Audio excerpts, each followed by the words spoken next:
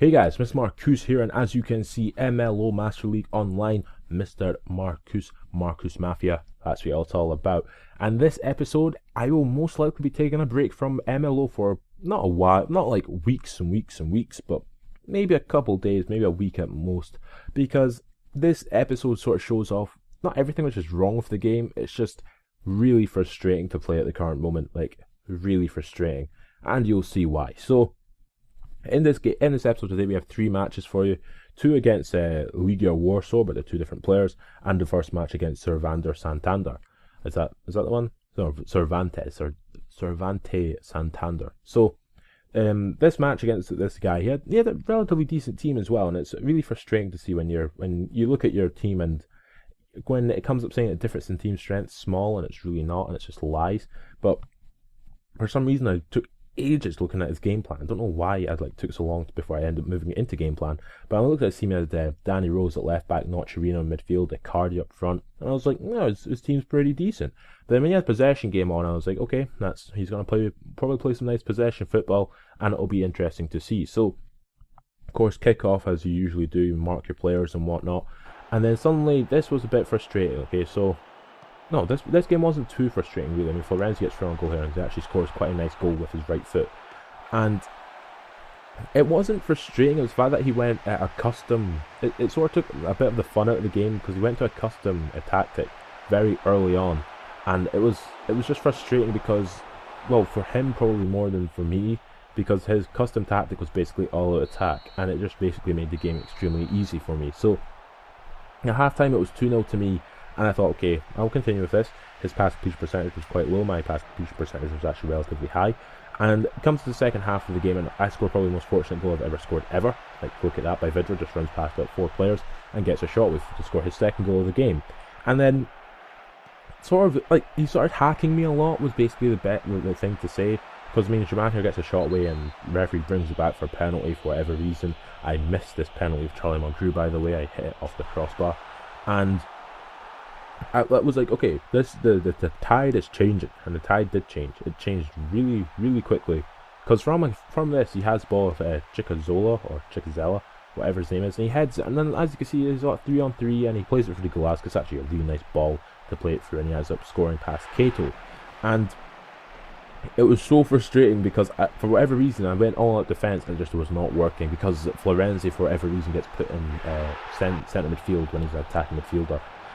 That's just because of the way that the defence went, when I changed it. But as you can see there, me doing a little bit of my time wasting myself, and it actually works to make it 3-2. But it wasn't this game I was talking about where I'm going to be taking breaks in this game, because like that game I thought was relatively entertaining. I won a game 3-2 after being 3-0 up, and he nearly brought it back. If he brought it back, I would have been relatively impressed, because I would have probably messaged him after, like, good job, good game, man, good job bringing it back and whatnot. But then I went to the thing, got a rating of whatever, and got 8 more points up for whatever reason. I mean, I'm facing a guy who has like 100 more points than the guy I was facing in the end of the last episode, and for whatever reason, he got like 18 points for beating me, and I went 18 points down, and yet his point, like, I don't know how the points even work.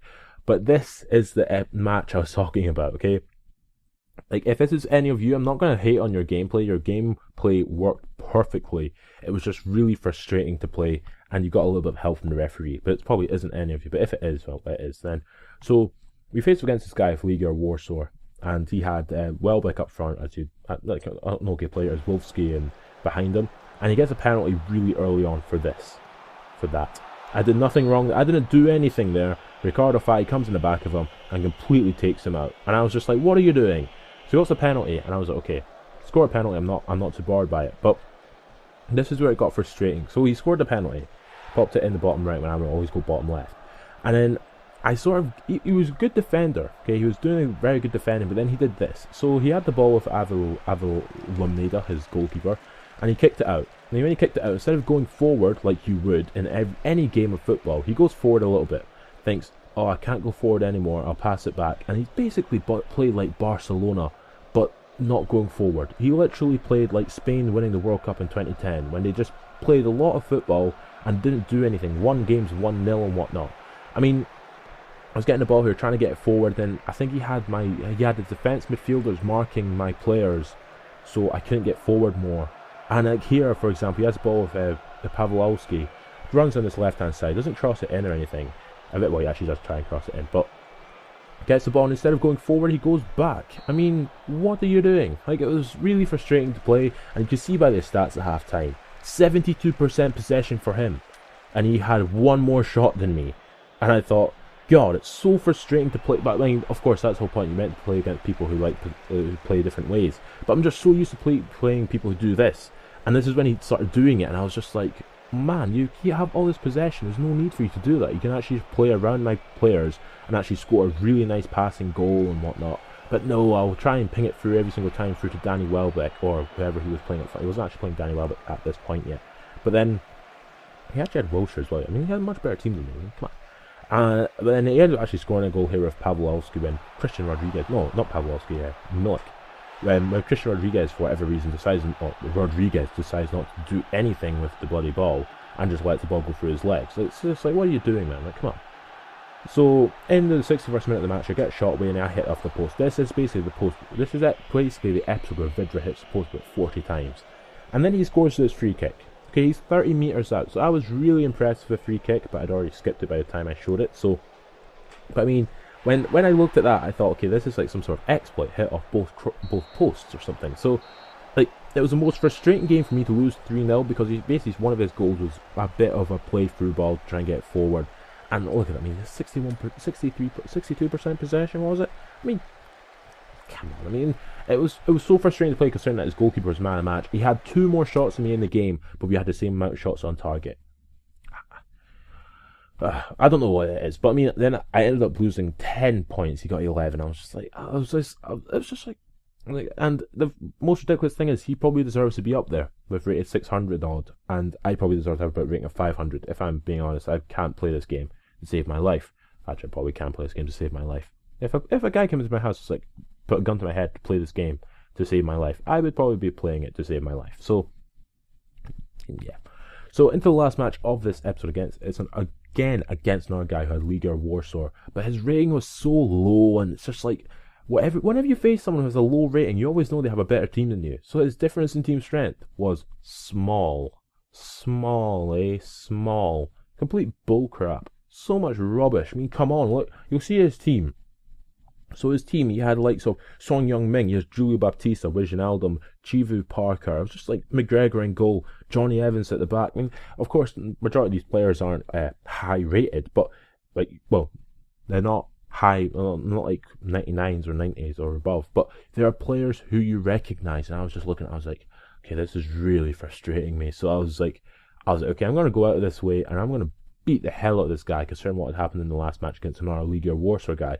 When it came up Legia Warsaw, I generally thought that I was facing the same guy again, and I thought, oh god, I can't be bothered doing this again. But I wasn't facing the same guy. So, with this game, in the first 3 minutes of the match, Vydra gets through on goal eventually, gets past Mbia, gets a shot away, and it's a really good shot, and it's just wide of the post.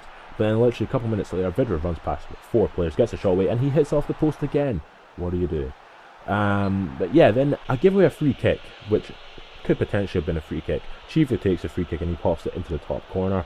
I don't think free kick goals are really that special really in PES really this year compared to other years, because, well, you score a free kick goal and it's like, well, you're using a reticle. I mean, come on.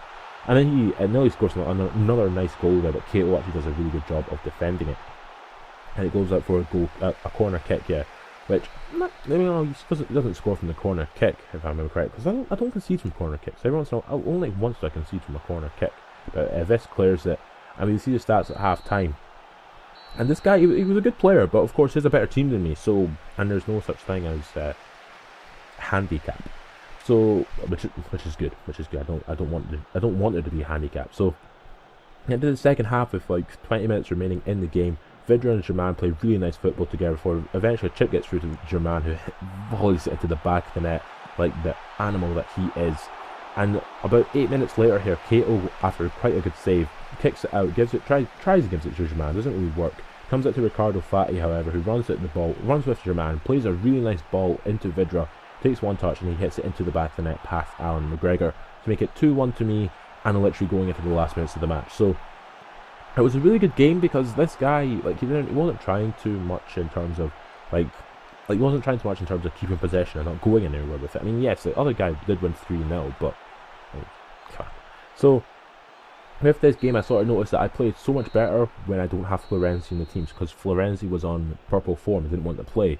So I thought, maybe I'll get rid of Florenzi, because Florenzi hasn't done much. He's played 4 games, and the game said he actually scored 3 goals. It's a lie. He's only scored 2 goals. He scored that goal and not his debut. He scored a goal against the 3-2, and so he scored 2 goals. Come on, game, stop lying to me. So I looked at Florenzi. I thought, okay, I'm going to get rid of him. So I actually ended up getting rid of him. I ended up improving my team in general because I wanted to improve the overall team. So I went out and was looking at players, and then I was looking for maybe another defence midfielder. And I got rid of I don't want Ricardo Fati, so I ended up getting rid of him eventually.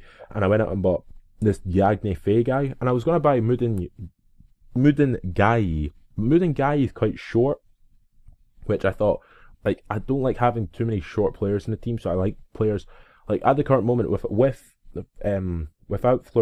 Florenzi and Ricardo Fati, my average height rating is 181, and Florenzi, of course, my average height is 181 centimeters, which is relatively tall. Like, it's about 6 foot, so, no, 6 foot, 5'10" to 6'1", and I was looking at it and I was like, okay, so let's look at our players. So looking at Ricardo Fay, and I'm getting rid of him and buying Yagne Fay, which I show here.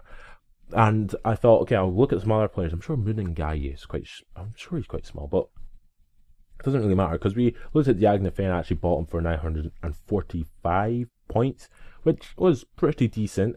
And then I looked at other players, and I ended up getting rid of Florenzi, and I ended up looking at Chantôme. So Chantôme and Shona were the two I was looking at. Shona is in the former Ajax player. I think he's Ajax player. Got rid of Florenzi for however many points, and I think it was quite a lot of points actually, 700 odd. And he's been owned by 1,000 odd people. It's like, come on, I don't like that. Like, the most owned player I have is Rodriguez with 400. No, I think it's either Rodriguez or Pereira with like around 500. Then Chantone's been owned by like 20 people, and I was just like, okay, I could buy it. It was between him or Shona above him. I think it's Shona how you pronounce it, or Chone. And I went out and bought Chantôme because I've played with Chantôme before, and I really enjoyed playing with him. And of course, it left me with some points over because he was only 834 or 934. Let me see, we'll see, because I can make it by the points total, 934. So then I was looking at other players, looking at maybe new strikers to buy. I was like, Andy Carroll, he's pretty decent. Why is he 4,000 points?